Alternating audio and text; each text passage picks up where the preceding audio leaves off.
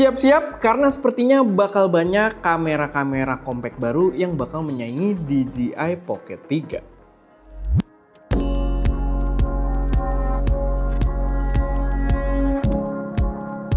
Halo semuanya, selamat datang di channel SM Media dengan gue Erwin, dan pada video kali ini gue pengen bahas seputar rumor kamera yang sepertinya sih akan terrealisasi dalam waktu dekat gitu ya.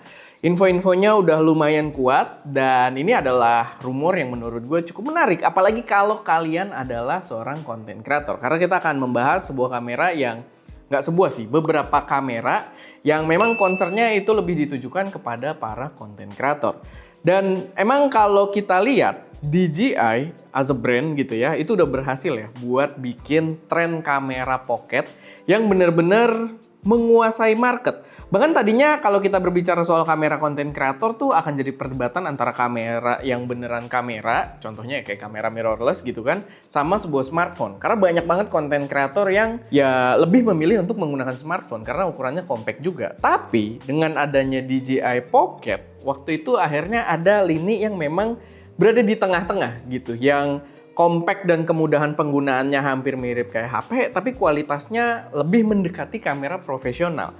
Sehingga kamera jenis DJI Pocket ini benar-benar ngetren banget lah. Dan udah kelihatan juga kalau mereka cukup berhasil untuk menguasai di ranah tersebut. Karena seperti yang bisa kita lihat dari rumor-rumor yang bakal kita bahas di sini, mulai banyak brand-brand China yang juga akan mengadaptasi ide yang sama kayak si DJI Pocket. Tapi sebelum masuk ke dalam pembahasannya, buat kalian yang pengen belajar videografi dan menghasilkan duit dari videografi, gue saranin kalian cek kelasnya Satset Shoot by Faim Ahmad. Dimana di dalam kelasnya kalian bakal diajarin teknis-teknis untuk menciptakan video yang mahal dan bagus dengan kru yang nggak perlu banyak-banyak, bahkan bisa sendirian doang gitu ya, dan juga dengan gear yang cukup sederhana, cukup satu kamera dan satu lensa aja. Sekarang dia lagi berlakuin promo lagi kayak bulan lalu, tapi kali ini buat 50 orang aja dengan harga Rp150.000 aja.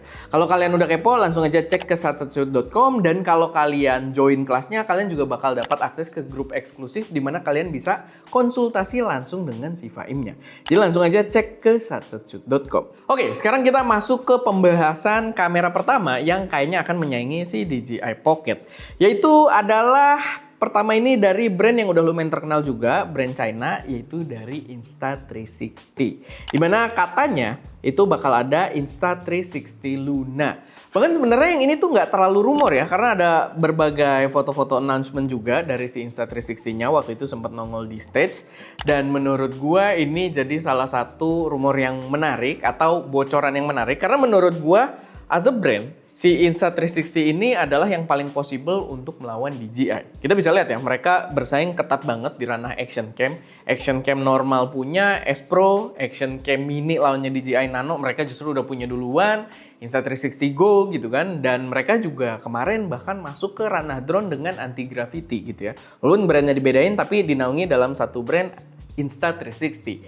Dan menurut gue ya ini paling possible kalau misalkan pengen melawan DJI. Sama sayangnya, walaupun si Luna ini sebenarnya udah dikabarin dari jauh-jauh hari, tapi sayangnya kemarin tuh malah diupdate dengan hal yang jokes doang ya, April Mop gitu. Waktu Insta360 di tanggal 1 April tuh mereka ngeposting sebuah produk yang sebenarnya cuma April Mop dengan nama Insta360 Luna. Dimana di situ ya mirip, dia bawa dua lensa. Kalau yang Luna ini asumsi orang-orang dua lensa ini akan membawa dua vokal yang berbeda. Jadi ada lensa wide, ada lensa telefoto. Sedangkan di Insta360 Luna yang cuma April Mop ini, dia lensanya itu bisa kayak ngadep ke arah yang berbeda dan jadi kamera 360 gitu, which is nggak terlalu penting. Berarti kalau sama-sama ngadep depan, dia dengan vokaling yang sama jadi 3D. Tapi ya nggak perlu kita bahas lebih mendalam juga karena itu adalah April Mop. Tapi untuk Insta360 Luna-nya sendiri, menurut gua ini bakal datang tetap, dan menurut gua ini menarik. Karena kalau kita berbicara soal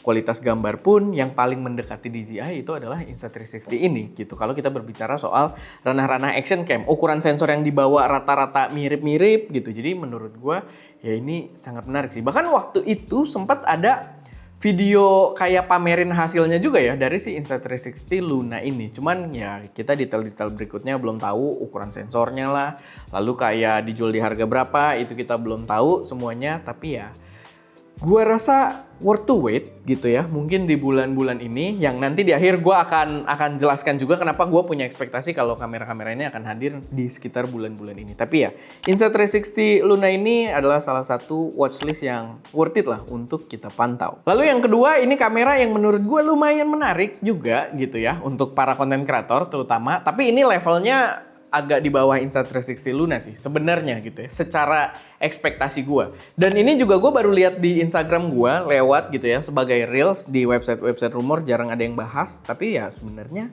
lumayan seru lah dan mungkin bisa jadi alternatif yang lebih murah, yaitu adalah ViewTech Pocket 4. Nah, ViewTech sendiri sebenarnya dari dulu ya, dia udah keluarin alternatif dari DJI Pocket, jadi makanya namanya ViewTech Pocket 4. Karena kita udah pernah cobain juga ViewTech Pocket 2, Pocket 3 gitu ya. Gue lupa sih yang versi mana, bahkan kita pernah bawa untuk Creature gitu ya, sempat kita bawa Creature. Konsepnya menarik, waktu itu palanya bisa dilepas, pala dengan gimbalnya itu, dan itu magnet bisa kita tempel di mobil, secara wireless kita kendalikan gitu kan. Sama dulu yang lebih lama juga kita pernah waktu itu ngerekam kayak video bulu tangkis gitu sih. Tapi ya itu udah lumayan lama. Dan menurut gue yang ini juga menarik karena kalau kita lihat dari gambarnya atau dari video yang lewat di gue, itu dia kayak semacam mekanisme buka tutup gitu, dimana dia punya kayak housing yang udah nempel sama bodinya, dan kalau ngunci gimbalnya dia bisa tinggal di slide ke atas aja gitu. Dia di slide ke atas, mati dan ngunci gimbalnya, sehingga kalau kita taruh di tempat-tempat sempit, gimbalnya nggak bakal kebentur-bentur gitu kan, dan ketika kita buka kita tinggal turunin, jerk, si pala gimbalnya langsung aktif lagi gitu. Dan menurut gue ya balik lagi untuk mekanismenya menarik, cuman agak disayangkan ya. Gue lumayan suka sih dengan konsep dia bisa dilepas palanya dan digunakan secara wireless. Gue sih nggak tahu yang ini bisa atau enggak, tapi kalau kita lihat dari videonya dan juga dari beberapa marketing materialnya kayaknya enggak. Dia bawa konsep baru yang tadi aja, yang si casingnya itu langsung nempel dengan si bodinya. Agak disayangkan balik lagi, tapi ya itu mungkin preferensi masing-masing aja ya. Sama yang menarik memang ini agak lucu ya. Orang nggak banyak bahas di rumor. Gue juga nggak tahu sih rilisnya kapan. Gue bener-bener lihat karena dia lewat di Instagram gue aja gitu ya, secara algoritma. Tapi kalau kalian searching di Google, ya itu udah ada marketing material gitu. Kalian bisa lihat websitenya, kalian bisa lihat detail-detailnya di situ. Dan satu yang menurut gue menarik adalah, yang menurut gue terlalu banyak ngomong menarik ya, tapi satu yang menurut gue cukup bikin attention adalah hal yang udah dia tiru juga dari DJI gitu, dimana si Pocket ini akan membawa 64 GB internal memory, which is gue harap semua brand-brand lain termasuk brand kamera Jepang dan juga brand kamera Eropa gitu ya, gue harap bisa menerapkan internal memory ini karena ya balik lagi ini sangat membantu. Tapi tetap harus ada opsi dari si micro SD atau SD card atau ya memori-memori lainnya, tapi dengan adanya opsi sebagai emergency sebuah internal memory, ya menurut gua nggak ada salahnya lah gitu untuk ditaruh di kamera kalian. Tapi pertanyaannya, kalau kita berbicara soal VU ini, ya buat gue pribadi sebagai yang udah cobain juga generasi-generasi sebelumnya adalah bagaimana soal kualitas gambarnya. Karena kalau kita berbicara soal kualitas gambar, dia terbilang paling jauh dibandingkan Insta360 dan juga DJI gitu ya. DJI menurut gue masih nomor satu. Dia lumayan tinggi kalau kita berbicara secara overall ya, karena dia juga udah membawa D-Lock yang proper gitu kan. D-Lock M-nya juga dari dulu udah proper banget, dan si Insta360 ini dia locknya kita kurang suka, tapi processingnya udah cakep. Apalagi kalau kita berbicara low light, justru processingnya Insta360 lebih kuat gitu kan. Nah, tapi si VU ini ya secara kualitas gambar sih so far dari yang kita coba-cobain masih terpaut agak jauh gitu dibandingkan dengan DJI dan juga si Insta360. Tapi memang biasanya dibawa dengan harga yang cukup signifikan lebih murah juga. Ya kalian bisa cek lah beberapa, mungkin kita akan kasih footage-nya juga dari generasi-generasi sebelumnya gitu ya, si ViewTech ini. Tapi kita bisa lihat juga, tadi kan di websitenya dia ada kayak spek-spek, ada marketing material dan lain sebagainya. Kita bisa lihat juga ukuran sensor yang dibawa itu kurang menarik juga ya. Dia bawa sensor 1/1.55 inch. Jadi kecil banget, bahkan untuk ranah action cam sekarang. Karena kalau kalian tahu, kita juga suka action cam yang kecil.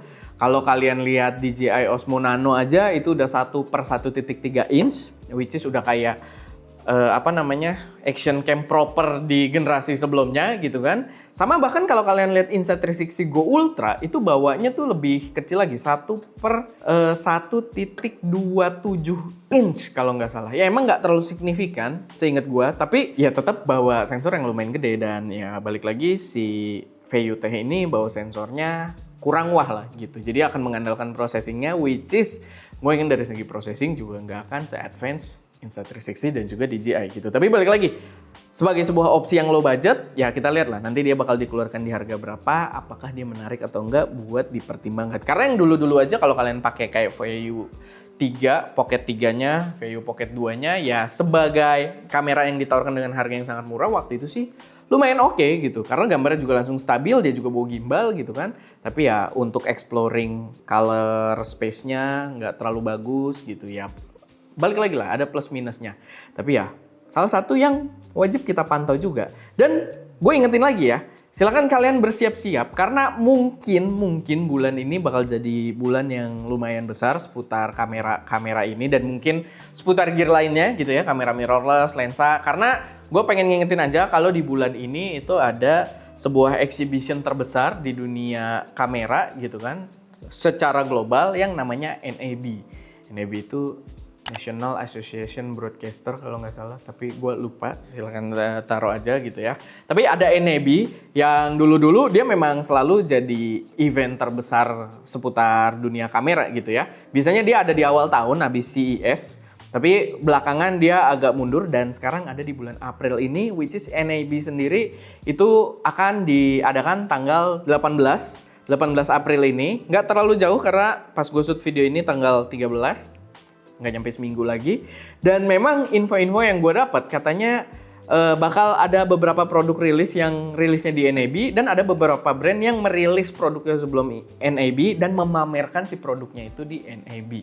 Gue nggak tahu secara pasti, ini kabar-kabar angin juga, tapi beberapa brand yang katanya bakal merilis produknya sebelum NAB ini ada DJI juga, ada GoPro juga katanya kalau gue lihat dari beberapa website rumor.